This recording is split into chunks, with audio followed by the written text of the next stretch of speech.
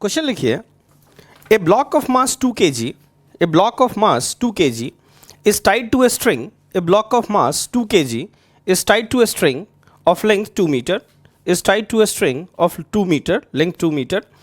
The other end is fixed, the other end is fixed. The block is moving on a smooth horizontal table. The block is moving on a smooth horizontal table with a constant speed of 5 meter per second. With a constant speed of 5 meters per second. Find the tension in the string. Find the tension in the string. देखिए इसकी length 2 metres है और इसका जो मास है वो 2 kg है, ठीक है. कांस्टेंट स्पीड मतलब यूनिफॉर्म सर्कुलर मोशन है. यूनिफॉर्म सर्कुलर मोशन है. इसकी एक्सेलरेशन जो होगी a वो v² होगी. v²/r 25/2 एक्सेलरेशन होगी, ठीक है. टेंशन t अंदर मैं लिखूंगा F is equal to ma, t is equal to m, m is 2 into a, 25/2, this will give you 25 newtons, ठीक है. तो टेंशन की जो वैल्यू होगी वो कितनी होगी, 25 न्यूटन्स होगी. क्लियर. देखिए नेक्स्ट क्वेश्चन की ओर हम लोग बढ़ते हैं, ठीक है. ये मान लीजिए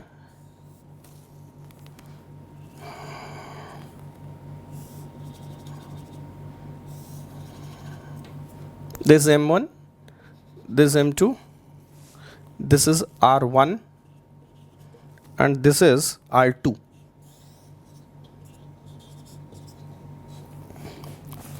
m1 is equal to 0.25 kg, m2 is equal to 1 kg, r1 is equal to 5 centimeter, r2 is equal to 10 centimeter, ठीक है. लिखिए, two different masses are connected to two light and inextensible strings. Two different masses are connected to two light and inextensible string as shown in figure. Both the masses rotate about a central fixed point. Both the masses rotate about a central fixed point with constant angular speed. Omega is equal to 10 radian per second. 10 radian per second. On smooth horizontal plane. Then find the ratio of T1 and T2. मतलब T1 इसमें tension है और T2 इसमें tension है, तो you have to find T1 upon T2 की value आपको find करनी है. क्लियर. चलिए देखिए, इसकी ये जो मूव कर रहा है वो R1 रेडियस में मूव कर रहा है और ये R2 रेडियस में मूव कर रहा है, ठीक है. सबसे पहले मैं इसकी एबीडी बनाता हूँ इस ब्लॉक की, ठीक है. इस पे T1 अंदर की तरफ होगा या मैं इसकी एबीडी बना लेता हूँ. इस पे T2 अंदर की तरफ है और इसका एक्सेलरेशन अंदर की तरफ है, ठीक है. मैं लिखूंगा T2 is equal to m into a. m2 is 1 into a. Acceleration जो इसका होगा वो ओमेगा² r होगा, ओमेगा² r2 होगा. ओमेगा² इंटू r2 इज 10. मैं 10 ही पुट कर देता हूँ, ठीक है. इनफैक्ट 10 इंटू 10⁻² होगा, है ना. अगर मैं, क्योंकि यहाँ पे मैंने इसमें लिया है, केजी में लिया है, ठीक है. चलिए लिख देता हूँ. नहीं भी लिखता तो काम चल जाता, ठीक है, क्योंकि रेशियो हमें निकालना है, वो 10⁻² वैसे भी कैंसिल होना है. अब मैं इसकी बात करता हूँ. T1 अंदर, T2 बाहर, ठीक है. अच्छा, सॉल्यूशन बिना अटेम्प्ट किए बिल्कुल ना देखें आप, है ना. T1 अंदर, T2 बाहर, और इस मास की जो एक्सेलरेशन है वो अंदर की तरफ है, ठीक है. ओमेगा² r1, है ना. आप जानते हैं v²/r लिख दें या v को ओमेगा r लिख के ये ओमेगा² r होगा एक्सेलरेशन, ठीक है. अब T1 अंदर, T2 बाहर, इसकी जो एक्सेलरेशन है वो अंदर की तरफ है, तो T1 बड़ा होगा T2 से. हम लिखेंगे T1 minus T2 is equal to m into a. m1 is 0.25 into a. A is omega into r1 is 5 into 10⁻². तो यहाँ से T1 इज इक्वल टू आ जाएगा हमारे पास T2 प्लस दिस मच, तो ये हो जाएगा. देखिए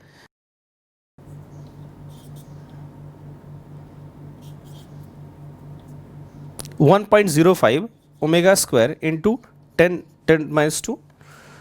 तो हमें निकालना है T2 बाई T1, है ना। हमें निकालना है क्या, T1 by T2, sorry T1 by T2 is equal to, ठीक है, डायरेक्ट मैं लिख देता हूँ 0.25 इंटू 5। देखिए ये तो 10⁻² तो कैंसिल हो जाएगा, उसको भूल जाता हूँ। ओमेगा स्क्वायर भी कैंसिल हो जाएगा, उसको भूल जाता हूँ, ठीक है। तो 0.25 प्लस 0.25 इंटू 5 इंटू 0.25 इंटू 5 इसमें कॉमन आया, प्लस T2 इधर जाएगा तो ये हो जाएगा 10 डिवाइडेड बाई, नीचे में सिर्फ T2 आएगा तो 10, ठीक है। तो जब इसको आप निकालेंगे आंसर, तो मेरे पास जो आंसर है वो है 9/8, ठीक है। Answer will be 9/8। Clear, note down कर ले इसको, है ना। देखिए आप ऐसे भी कर सकते हैं, इस पॉइंट को यहाँ से हटा दें तो यहाँ पे 00 आ जाएगा, नीचे भी 00 आ जाएगा। अब ऊपर हो गया, ठीक है। अब 25 से आप कैंसिल कर दें इसको, तो यहाँ पे 40 आ जाएगा, यहाँ भी 40 आएगा, है ना। तो ये हो जाएगा 45/40, दैट इज़ 9/5 के बराबर। क्लियर, सॉरी 9/8 के बराबर, है ना। देखिए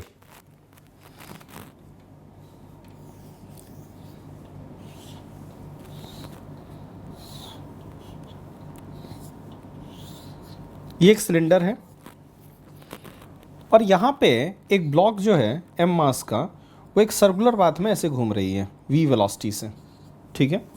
लिखिए, draw the ABD of the block, draw the ABD of the block and also find the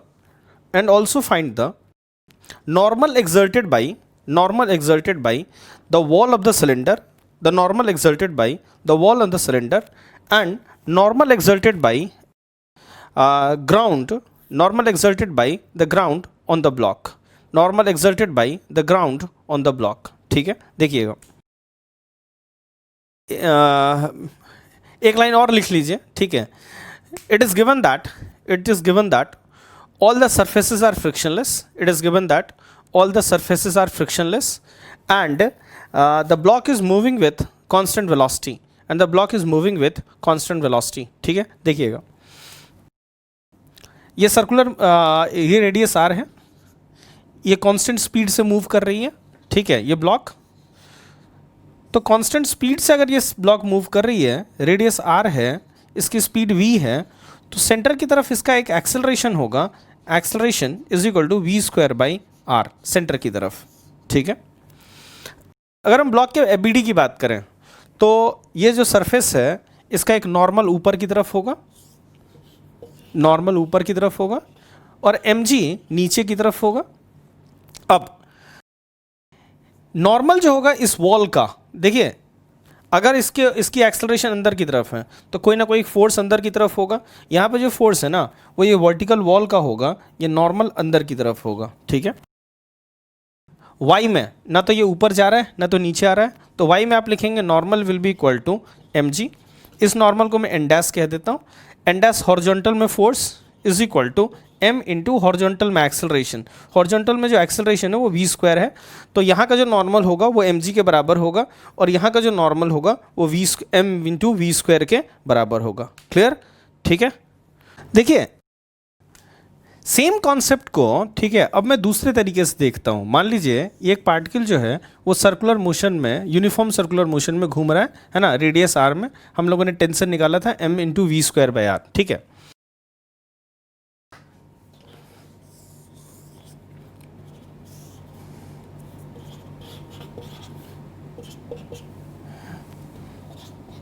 ठीक है, देखिए यहाँ पे हम ग्राउंड फ्रेम की बात कर रहे हैं। अगर हम ग्राउंड फ्रेम से देखें तो इस पार्टिकल का जो एक्सेलरेशन होगा वो v²/r अंदर होगा। ग्राउंड फ्रेम से इसकी एक्सेलरेशन v²/r अंदर होगी। तो हम लोग जो F इजिकल टू ma जब हम लिखेंगे तो F हम लिखेंगे T is equal to m, T अंदर की तरफ, m इंटू a अंदर की तरफ, v²/r, तो T इजिकल टू mv²/r होगा। यहाँ की बात करते हैं। मान लीजिए इसको मैं पार्टिकल फ्रेम में देखूं, पार्टिकल रेफरेंस फ्रेम, ये था ग्राउंड रेफरेंस फ्रेम।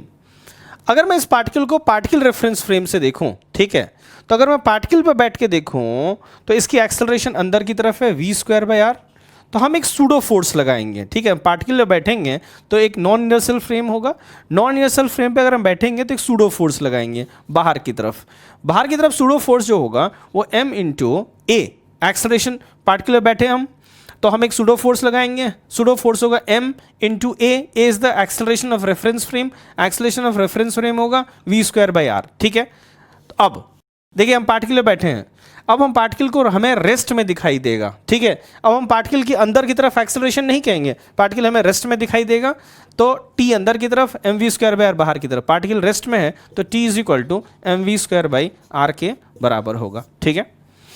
देखिए फिर से एक बार फिर से मैं ब्रीफ अप कर देता हूँ इसको। ये पार्टिकल यूनिफॉर्म सर्कुलर मोशन में रेडियस r में घूम रहा है, ठीक है, इसकी स्पीड जो है वो कांस्टेंट है।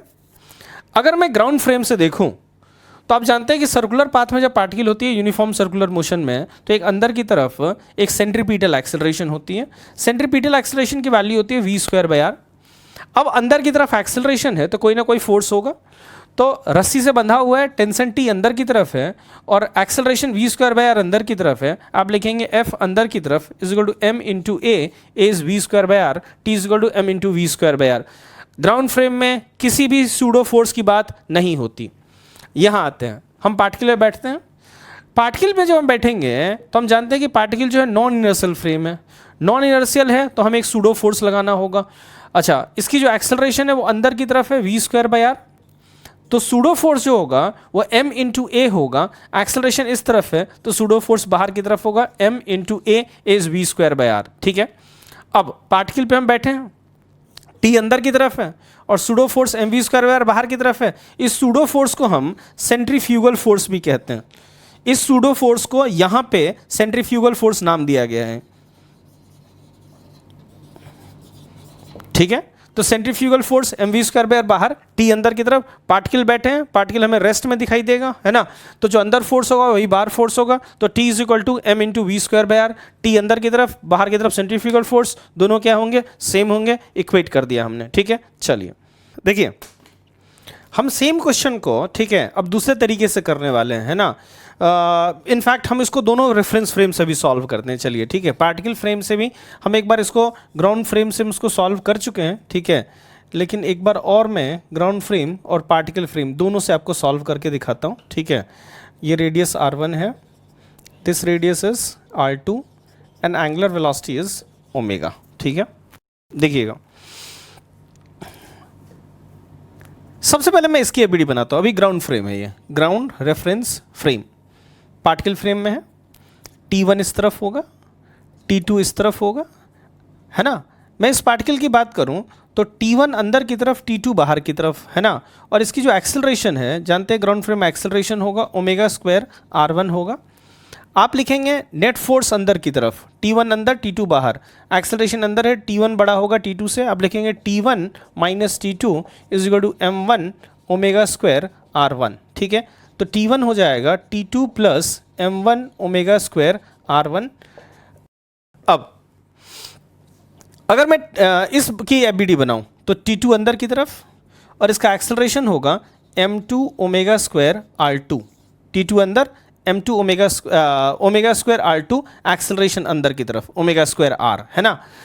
तो आप लिखेंगे T2 is equal to F is equal to m into a, m is m2 into a is omega r2, ठीक है, ओमेगा² r2, है ना।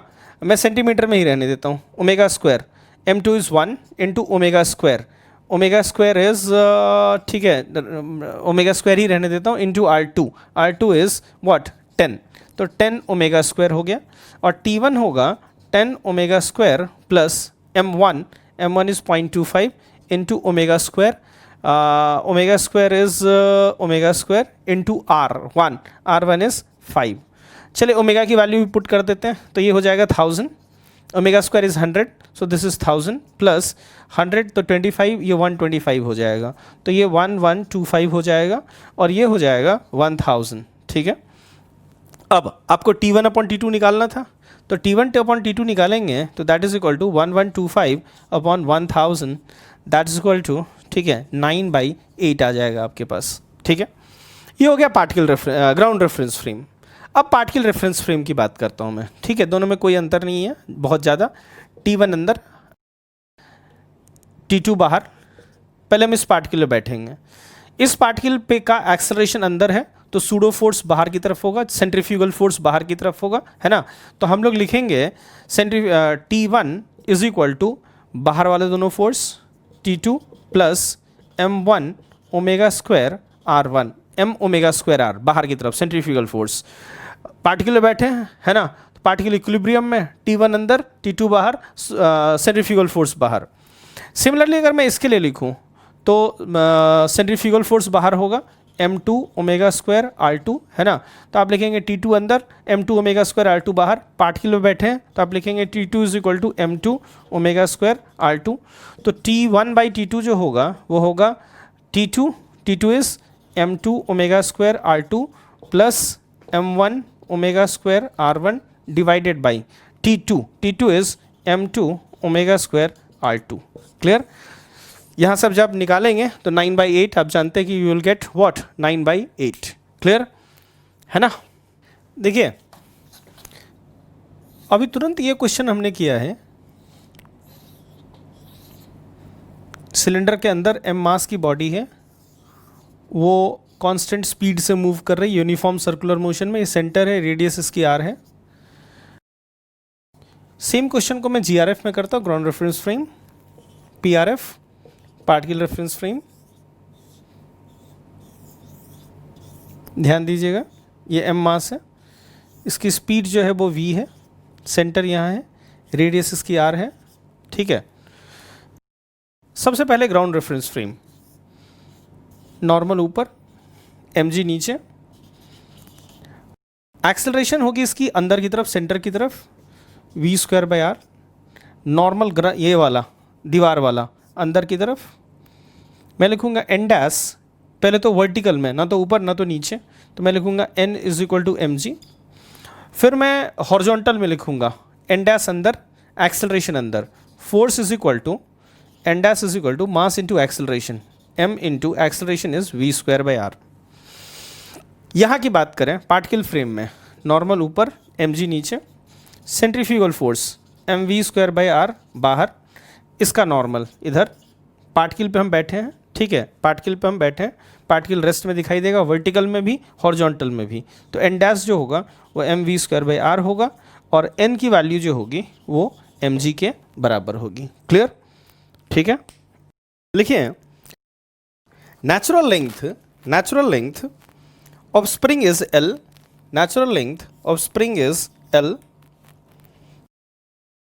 The left end of the spring is fixed to the left end of the spring is fixed. The left end of the string is fixed. If the particle rotates in a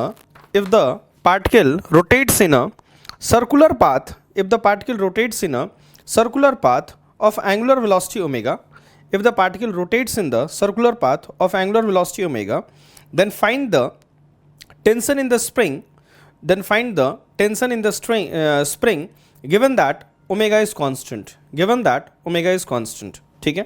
देखिएगा अब मैं इसको एक ही frame से करता हूँ, particle frame से। ठीक है, पार्टिकल फ्रेम से अगर करूँगा तो इस पे बाहर की तरफ सेंट्रीफ्यूगल फोर्स लगेगा m ओमेगा स्क्वायर r। ठीक है, देखिए नेचुरल लेंथ इसकी L है, तो जब ये इक्विलिब्रियम में आ जाएगा, ठीक है, तो इसकी जो लेंथ है वो L प्लस x हो जाएगी। ठीक है, where x is the deformation in the spring. अंदर की तरफ kx होगा, बाहर की तरफ m ओमेगा स्क्वायर r होगा L प्लस x के बराबर। ठीक है, मैं पार्टिकल फ्रेम में बना रहा हूँ, बाहर की तरफ centrifugal force m omega square r, है ना, m ओमेगा स्क्वायर r कह लें या mv²/r कह लें, है ना, और अंदर की तरफ kx। अच्छा, दोनों फोर्सेस बराबर होंगे क्योंकि हम पार्टिकल फ्रेम में हैं, है ना, तो दोनों फोर्सेस बराबर होंगे। मैं लिखूंगा m omega square L plus x will be equal to kx। तो यहाँ से हमारे पास आ जाएगा m omega square L plus m omega square x is equal to kx. So m omega square L is equal to x into k minus m omega square. So x will be equal to m omega square L upon k minus m omega square. तो हमारे पास x की value आ गई, elongation की value आ गई, ठीक है। तो spring में जो टेंशन होगा T वो kx के बराबर होगा। तो tension in the spring will be kx k m omega square L upon k minus m omega square के बराबर होगा टेंशन की वैल्यू। क्लियर, ठीक है ना। इसको चाहे आप तो पार्टिकल फ्रेम से भी कर ग्राउंड फ्रेम से भी कर सकते हैं, ठीक है, कोई दिक्कत नहीं है इसमें। लिखिए 2 blocks each of mass m, 2 blocks each of mass m are connected to the ends of light frame as shown in figure, are connected to the ends of light frame as shown in figure. The frame is rotating about an vertical axis of symmetry. The frame is rotating about an vertical axis of symmetry. The rod breaks if tension in it. The rod breaks if the tension in it exceeds by T naught. The rod breaks if tension in it exceeds T naught. Then find the maximum frequency with which the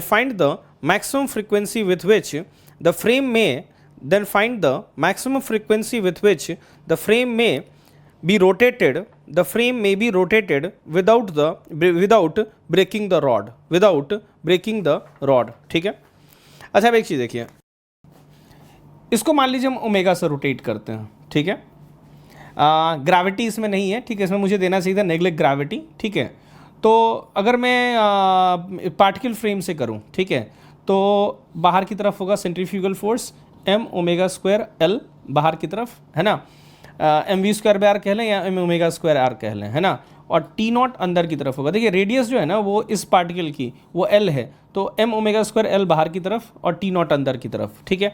तो आप लिखेंगे T nought is equal to m omega square L के बराबर, लेकिन हमें angular velocity नहीं निकालनी है ना।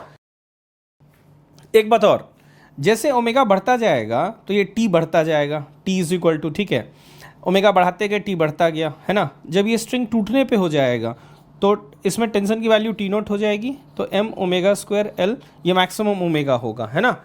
अब आप जानते हैं ओमेगा इज इक्वल टू, अगर ओमेगा और फ्रीक्वेंसी में रिलेशन की बात करें तो आप जानते हैं omega is equal to 2πf होता है, तो फ्रीक्वेंसी को आप लिख सकते हैं ओमेगा बाई 2π, है ना।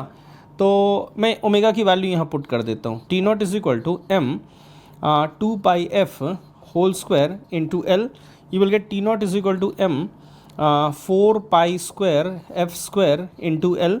So f square will be equal to T naught upon 4m pi square into L. So f will be equal to root of this thing. Clear है ना, root of this thing.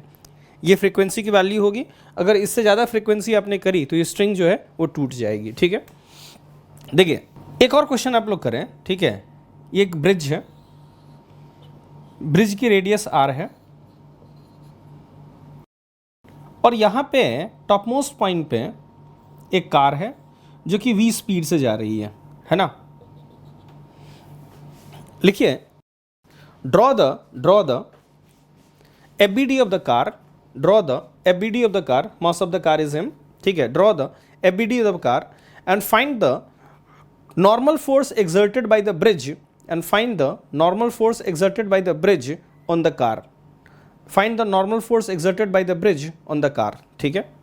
देखिएगा इसकी centre यहाँ पे है, normal ऐसा, gravity mg ऐसा, ठीक है, और सेंट्रीफ्यूगल फोर्स मैं पार्टिकल फ्रेम में बना रहा हूँ तो सेंटर यहाँ है, तो सेंट्रीफ्यूगल फोर्स बाहर की तरफ होगा mv स्क्वायर बाई r। अब चूंकि हम पार्टिकल फ्रेम में हैं तो ये ब्लॉक जो होगा वो इक्विलिब्रियम में होगा, हम लोग लिखेंगे mg is equal to normal plus mv square by r। तो नॉर्मल की जो वैल्यू आएगी वो आएगी mg minus mv square by r के बराबर। क्लियर, और ये mg से कम होगी, ये mg से क्या होगी, कम होगी। यही अगर कार ऐसा होता, ठीक है, ये कार अगर मान लीजिए v वेलोसिटी से ऐसे मूव कर रहा होता, ठीक है, इसकी सेंटर यहाँ पे होती, तब नॉर्मल ऐसा होता, एम जी ऐसी होती, और ये ऐसे सर्कल में घूम रहा है, सेंटर यहाँ है, तो सेंट्रीफ्यूगल फोर्स क्या होगा away from the centre, m we square by r होता।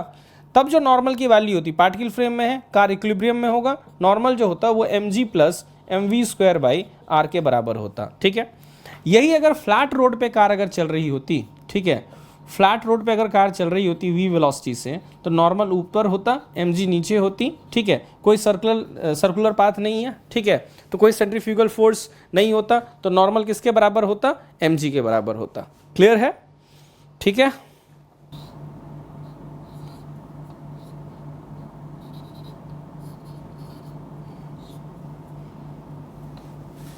लिखिए, a particle is moving in a vertical circle, a particle is moving in a vertical circle with constant speed v, with constant speed v, then find the tension in the string, then find the tension in the string when the string is horizontal and when the string is vertically up, when the string is vertically up। ठीक है, देखिए एक बार खुद से आप attempt कर लें इस क्वेश्चन को, है ना, फिर आप सॉल्यूशन देखें। देखिए जब ये इस पोजीशन में है, ठीक है, तब तो इसका सेंटर यहाँ पे है, हर जगह पे सेंटर यही है, ये कांस्टेंट वेलोसिटी से मूव, स्पीड से मूव कर रहा है, नॉट कांस्टेंट वेलोसिटी। यहाँ भी इसकी स्पीड v होगी, यहाँ भी इसकी स्पीड v होगी। चलिए एबीडी बनाते हैं। सेंटर यहाँ है, पार्टिकल फ्रेम में बना रहा हूँ, t ऊपर, mg नीचे, और centrifugal force M we square by R बाहर, M we square by L कर देता हूँ मैं इसको। पार्टिकल फ्रेम में हो, इक्विलिब्रियम में होगा, तो T is equal to m g plus m we square by r के बराबर होगा। यहाँ पे सेंटर यहाँ है, सेंट्रीफ्यूगल फोर्स बाहर की तरफ होगा, m we square by l, tension नीचे होगा, एम जी नीचे होगा। पार्टिकल फ्रेम में है, इक्विलिब्रियम में लिखेंगे आप T plus M ji is equal to M we square by L लिखेंगे, T is equal to M we square by L minus M G के बराबर होगा। यहाँ देखिए एम जी नीचे, टी इस तरफ, सेंट्रीफ्यूगल फोर्स बाहर की तरफ, m we square by l. अब अगर हम इस लाइन के अलॉन्ग बात करें, ठीक है, तो टी की वैल्यू जो होगी वो m we square by l के बराबर होगी। और चूंकि ये कांस्टेंट स्पीड से मूव कर रहा है, तो पक्की बात है कोई ना कोई फोर्स एम जी को बैलेंस करने के लिए इधर भी लग रहा होगा। अगर कोई फोर्स इधर नहीं लगता तो इसकी स्पीड कम हो जाती, कोई ना कोई फोर्स इधर भी लग रहा होगा जो कि एम जी को कैंसिल कर रहा होगा और इसकी स्पीड को कांस्टेंट मेंटेन कर रहा होगा। क्लियर? लेकिन उसके बारे में यहाँ नहीं पूछा गया है हमसे, सिर्फ टेंशन की वैल्यू पूछी गई है, तो टेंशन की वैल्यू जो होगी वो m we square by l के बराबर होगी। क्लियर? नोट डाउन कर ले इसको, आप लिखिए, पहले डायग्राम कॉपी कर लें आप, है ना। लिखिए, a hemispherical ball of radius r, a hemispherical ball of radius r is rotating about its axis of symmetry, about its axis of symmetry which is kept vertical, about its axis of symmetry which is kept vertical. A small ball kept in ball, a small ball kept in bowl rotates with, this is a bowl and this is ball, block, ठीक है, this is ball, ठीक है। चलिए, a small ball kept in the bowl rotates with bowl without slipping on its surface, rotate with bowl without slipping on its surface. If surface of the ball is smooth, if the surface of the ball is smooth and the angle made by the radius through the ball, and the angle made by the radius through the ball with the vertical is alpha, through the radius with the ball with the vertical is alpha, then find the angular speed at which the ball is rotating, then find speed with which the ball is rotating। ठीक है, देखिए ये इसके ये ball के respect में ये rest में है, ये बॉल के साथ मूव कर रहा है। ठीक है, तो जो इस पॉइंट की रेडियस होगी, है ना, वही इस मास की रेडियस होगी। इस पॉइंट की जो रेडियस होगी वो कुछ ऐसी होगी। देखिए ये जो पार्टिकल है ना, वो इस रेडियस में घूम रहा होगा, पक्की बात है ये। ठीक है, अब ध्यान से देखिएगा, नॉर्मल ऐसा, एम जी नीचे, बाहर की तरफ एम ओमेगा स्क्वायर आर होगा। अच्छा, इसकी जो रेडियस होगी वो आर नहीं होगी, ये आर कॉस अल्फा होगा, ये आर साइन अल्फा होगा, r sine alpha. Centrifugal force लगा रहा हूँ, पार्टिकल फ्रेम की बात कर रहा हूँ, m omega square r, r is r sine theta, ठीक है।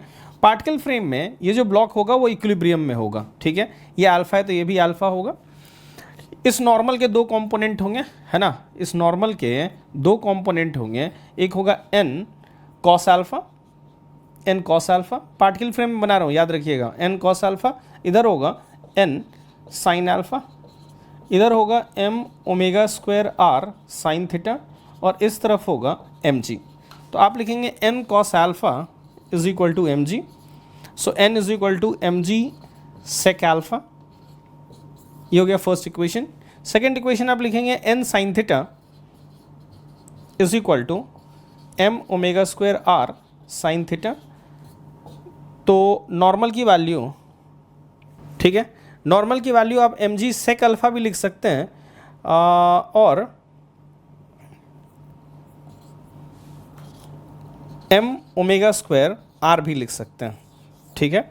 यहाँ पे जो आर है वो रेडियस ऑफ द सर्कल नहीं है, ये आर जो radius of the circular path नहीं है, ये आर जो है radius of the hemispherical bowl है। क्लियर? चलिए देखिए, एक टर्न टेबल है, मतलब रोटेटिंग टेबल है ये, और यहाँ पे एक मास रखा है आर डिस्टेंस पे, ठीक है, और इसकी टर्न टेबल की एंगुलर वेलोसिटी ओमेगा है ना। लिखिए,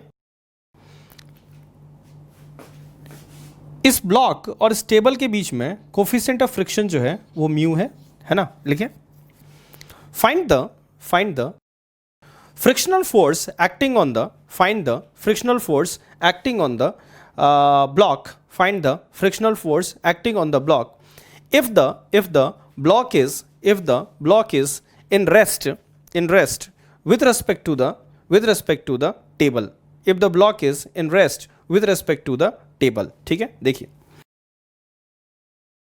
मैं काम करता हूं, देखिए ये अगर ब्लॉक जो है वो टेबल के रेस्पेक्ट में रेस्ट में है, ठीक है, तो ये भी एंगुलर वेलोसिटी ओमेगा से मूव कर रहा है ना, सेम स्पीड टेबल के जितना है उतना। अब मैं टेबल फ्रेम में या पार्टिकल फ्रेम में बनाता हूं, तो बाहर की तरफ मैं लगाऊंगा centrifugal force m omega square are.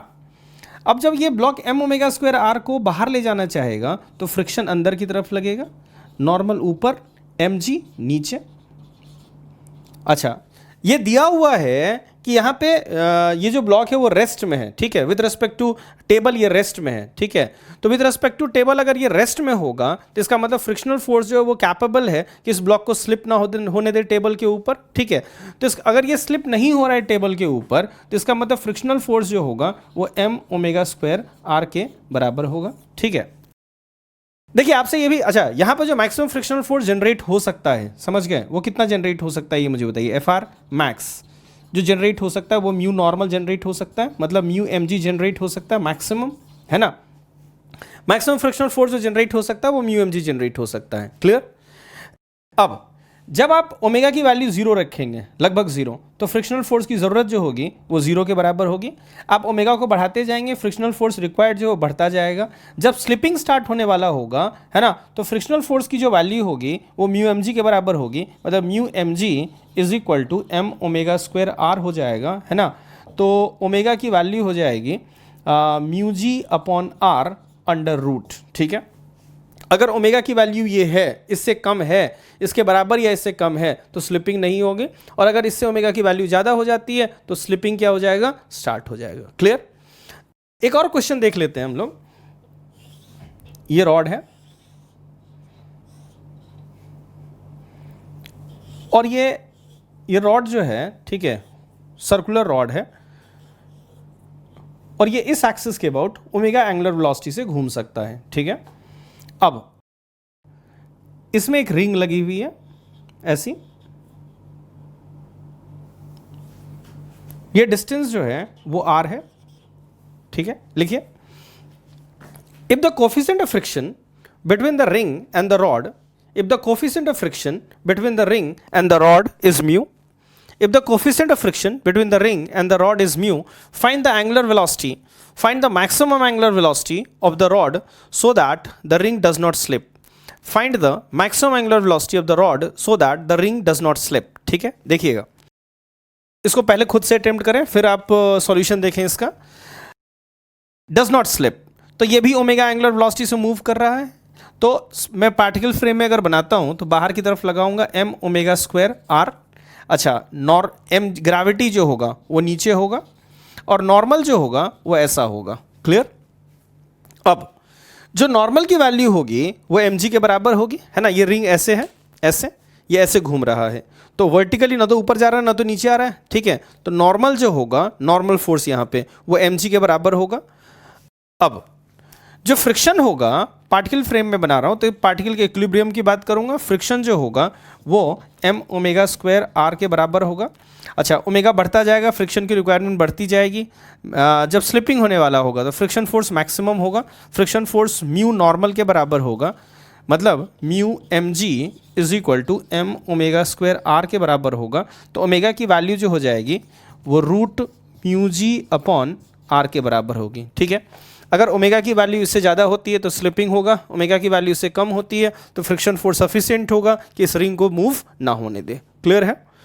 चलिए नोट डाउन कर लें इसे। देखिए, ये रिंग है स्मॉल मास का, है ना, और ये एक्सेस हो गया, ये रॉड है, और ये रिंग जो है वो ऐसे रॉड पे फिक्स ऐसे मूव कर सकता है, ठीक है ना। लेकिन फ्रिक्शन इन दोनों के बीच में, लिखिए नेग्लेक्ट ग्रेविटी, है ना, neglect gravity. The ring of mass m, neglect gravity, the ring of mass m is attached to a rod, as shown in figure, The frictional coefficient, the friction coefficient between the rod and the ring is mu. The frictional coefficient between the rod and the ring is mu. Clear? At t is equal to 0, the rod starts moving with at t is equal to 0, the rod starts moving with a constant angular acceleration alpha. At t is equal to 0, the rod starts moving with a constant angular acceleration alpha. Then find the time at which the slipping will be there between the rod and the ring.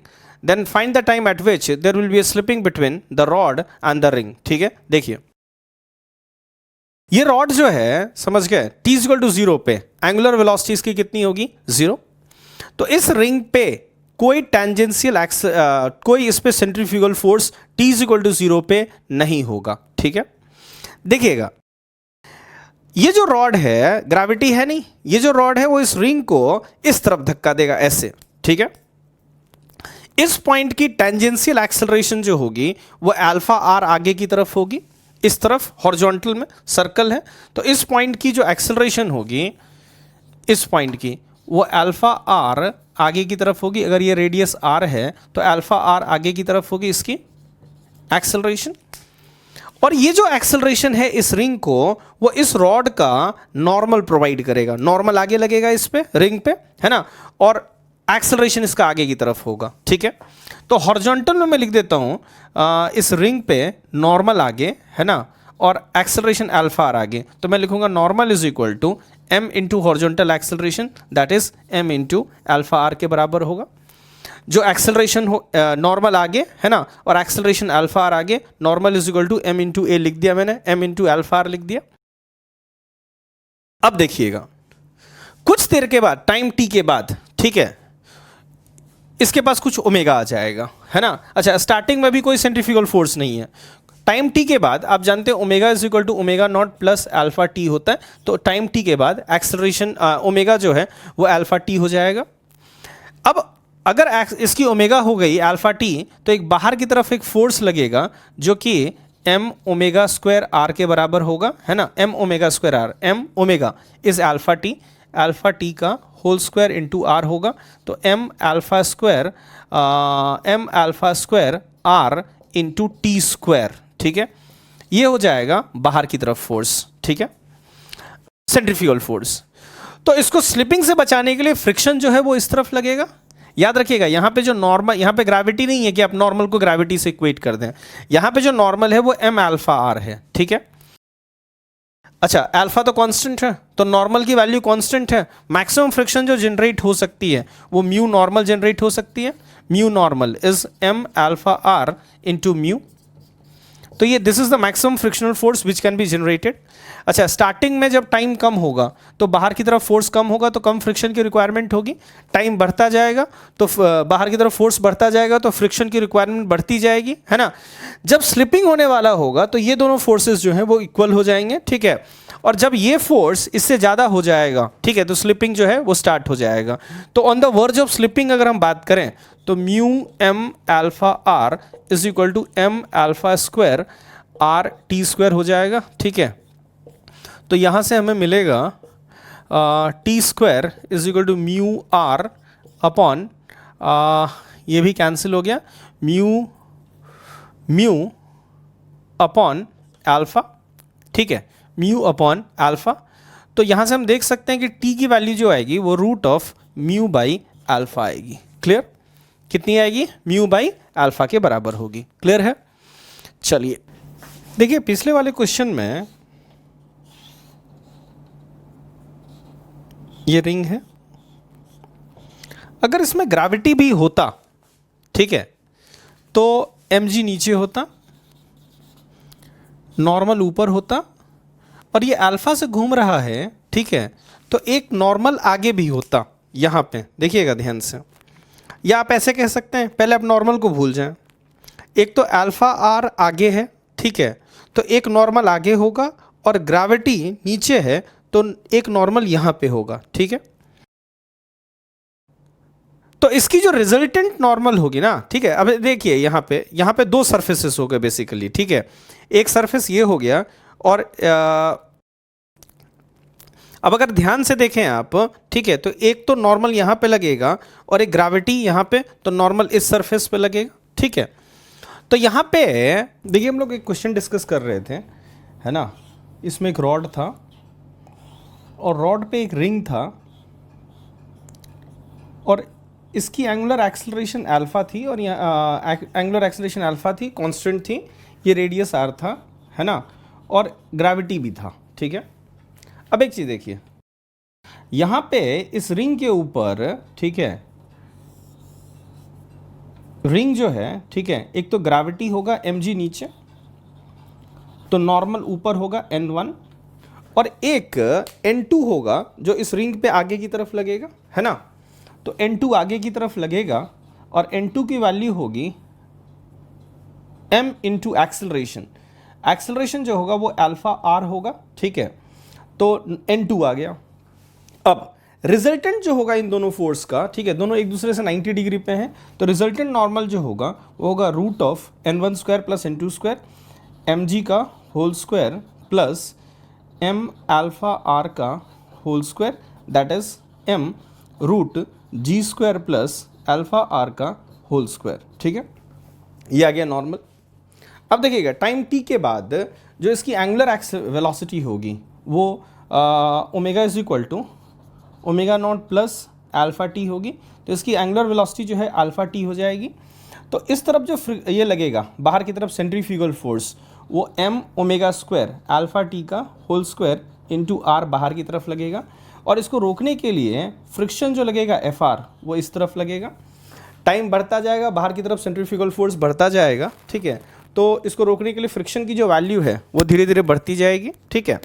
जब ये slipping के verge पे होगा, है ना, तो mu normal जो होगा, म्यू नॉर्मल वो बराबर होगा m alpha t whole square into r, है ना। तो mu normal, mu into normal is m root of g square plus alpha are का होल स्क्वायर, ये बराबर होगा m r alpha square t square के। m कैंसिल हो गया, तो यहाँ से आप देख सकते हैं कि टी स्क्वायर जो होगा वो mu root of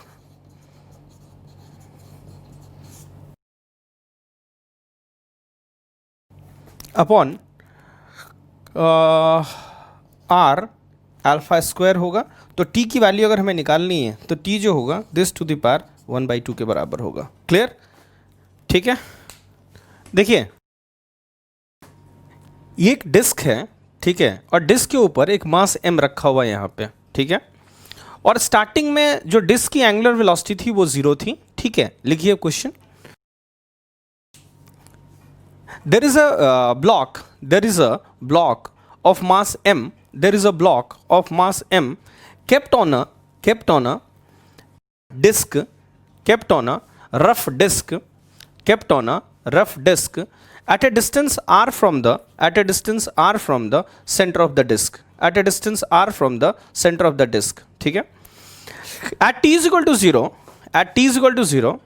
the angular velocity of the disk is 0. At t is equal to 0, the angular velocity of the disk is 0.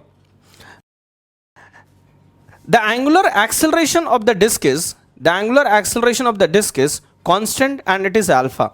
The angular acceleration of the disk is constant and it is alpha. ठीक है. लिखिए, if friction is enough so that there is no slipping, if friction is enough so that there is no slipping between the block and the disk, then find frictional force acting on the block, at t is equal to 0, frictional force acting on the block at t is equal to 0, and frictional force acting on the block at the time t, frictional force acting on the block at a time t. ठीक है, चलिए देखते हैं. देखिए, सबसे पहले मैं इसको ग्राउंड फ्रेम में सॉल्व करता हूँ इस सवाल को. ठीक है, एक तो नॉर्मल ऊपर होगा, mg नीचे होगा. देखिए, फ्रिक्शन चाहेगा कि इस डिस्क और इस मैं ग्राउंड फ्रेम में भी सॉल्व कर रहा हूँ. ठीक है, इस डिस्क और इस ब्लॉक के बीच में, ठीक है, कोई रिलेटिव मोशन ना हो, ये फ्रिक्शन चाहेगा. ठीक है, अगर ये ब्लॉक नहीं होता तो इस डिस्क, इस पॉइंट की जो एक्सेलरेशन होती वो अल्फा आर आगे होती. तो ये ब्लॉक चाहेगा, ये फ्रिक्शन चाहेगा कि इस ब्लॉक को भी अल्फा आर आगे की तरफ एक्सेलरेशन दे, जिससे कि डिस्क और ब्लॉक के बीच में कोई रिलेटिव मोशन ना हो. ठीक है, तो एक फ्रिक्शन आगे की तरफ लगेगा, है ना. अच्छा, जो फ्रिक्शन की वैल्यू होगी एफ आर, वो ज़रूरत जो होगी साथ मूव करने के लिए, ठीक है, वो m इंटू अल्फा आर की ज़रूरत होगी. ठीक है, m इंटू ए आगे की तरफ. तो फ्रिक्शनल फोर्स जो लगेगा वो आगे की तरफ लगेगा और इस ब्लॉक को अल्फा आर एक्सेलरेशन से मूव करेगा. ठीक है, याद रखिएगा, अभी स्टार्टिंग में जो सेंट्रीपिटल एक्सेलरेशन होगी वो 0 होगी, है ना, क्योंकि ओमेगा नहीं है. टाइम टी के बाद मान लीजिए ये वाला पॉइंट फिर से यहीं पे है. टाइम टी के बाद अब इसके पास दो एक्सेलरेशन होगी, एक अल्फा आर आगे होगा टेंजेंशियल और इस तरफ होगा ओमेगा स्क्वायर आर. तो रिजल्टेंट एक्सेलरेशन जो होगा इन दोनों का, ठीक है, वो कुछ इस तरह से होगा, ऐसा हॉरिजॉन्टल प्लेन में, अल्फा आर आगे और ओमेगा स्क्वायर आर इस तरफ. रिजल्टेंट एक्सेलरेशन जो होगा इसी प्लेन में होगा. क्लियर. अच्छा, मैं थीटा टैन थीटा भी निकाल सकता हूँ. टैन थीटा होगा will be equal to 80 upon AC, that is alpha r upon omega square r के बराबर होगा टैन थीटा. ठीक है, दिस एंगल इज थीटा. अब देखिएगा, ये हो गया ओमेगा स्क्वायर आर, ये हो गया अल्फा आर. रिजल्टेंट एक्सेलरेशन ऐसा होगा. तो ये वाला पॉइंट जो है, ठीक है, ये ब्लॉक, ये वाला पॉइंट जो है, इसकी रिजल्टेंट एक्सेलरेशन ऐसी हो गई. तो इस ब्लॉक पे जो रिजल्टेंट फ्रिक्शन लगेगा, याद रखिएगा, ये फ्रिक्शन चाहेगा कि ब्लॉक और डिस्क के बीच में कोई रिलेटिव मोशन ना हो, है ना, ब्लॉक और डिस्क के बीच में कोई रिलेटिव मोशन ना हो. तो जितनी इस पॉइंट की एक्सेलरेशन होगी, फ्रिक्शन उसको उतना ही, है ना, उस पर ये लगाने का प्रयास करेगा, फ्रिक्शन लगाने का प्रयास करेगा. ठीक है, to move the 2 points block and the disc together. तो इस पॉइंट की रिजल्टेंट एक्सेलरेशन इस तरफ है, तो ब्लॉक जो है, ब्लॉक पे जो रिजल्टेंट फ्रिक्शन लगेगा वो इसी तरफ लगेगा और जितनी ज़रूरत होगी उतना ही लगेगा. तो देख लेते हैं कितनी ज़रूरत है. रिजल्टेंट एक्सेलरेशन जो होगा वो होगा रूट ऑफ अल्फा आर का whole square plus omega square are का होल स्क्वायर, ये एक्सेलरेशन होगा. तो फ्रिक्शन की जो ज़रूरत होगी वो होगी m into resultant acceleration alpha are का whole square plus omega square are का होल स्क्वायर. ठीक है. अच्छा, ओमेगा की वैल्यू जो है आप ऐसे लिख सकते हैं, omega is equal to omega nought plus alpha t. तो ओमेगा की वैल्यू आप अल्फा टी यहाँ पे सब्सटीट्यूट कर सकते हैं चाहें तो. ठीक है, ये फ्रिक्शनल फोर्स जो है ये ज़रूरत हो गई. मान लीजिए देखिए, टाइम टी अगर बढ़ता जाएगा तो ये बढ़ता जाएगा, तो फ्रिक्शन की जो रिक्वायरमेंट है वो बढ़ती जाएगी. ठीक है, ये फ्रिक्शन फोर्स अब एक चीज़ देखिए, जो मैक्सिमम फ्रिक्शन फोर्स जनरेट कर सकते हैं हम यहाँ पे, नॉर्मल ऊपर है, mg नीचे है, ठीक है। तो नॉर्मल की जो वैल्यू होगी वो mg के बराबर होगी, ठीक है। तो मैक्सिमम फ्रिक्शन फोर्स जो जनरेट हो सकता है वो म्यू mg ही जनरेट हो सकता है, ठीक है। तो अगर ये म्यू mg से कम है तो कोई प्रॉब्लम नहीं होगा, लेकिन जैसे ये बढ़ते बढ़ते म्यू mg से ज़्यादा हो गया तो स्लिपिंग स्टार्ट हो जाएगा। क्लियर? और स्लिपिंग स्टार्ट हो जाएगा तो स्टैटिक फ्रिक्शन नहीं लगेगा, है ना। कौन सी फ्रिक्शन लगेगी? काइनेटिक। और काइनेटिक फ्रिक्शन जो वेलोसिटी होती है ब्लॉक के, उसके जस्ट अपोजिट लगती है। क्लियर है?